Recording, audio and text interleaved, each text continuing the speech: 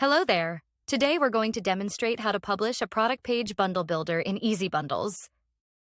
After creating your product page bundle builder, navigate to your online store, proceed to Themes, and ensure that the Theme app extension or Easy Bundles is activated.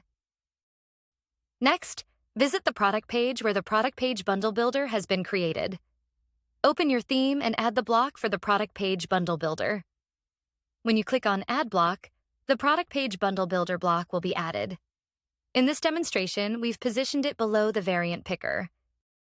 You also have the option to hide the prices, add to cart button, and quantity selector by linking them to a new template. To do this, navigate to Products and create a new template. For this demonstration, we've named it Product Page Builder. In Shopify products, simply click here and link the template for the product page builder here. If you choose to hide the add to cart buttons or quantity selectors, they will only be hidden from product page builders. Once you save it, let's take a look at how it appears on the product page. As demonstrated here, the product page builder is ready and you can add the products as per your setup. And that's how it works. This is how you publish the product page bundle builder. We hope this has been helpful. Thank you so much.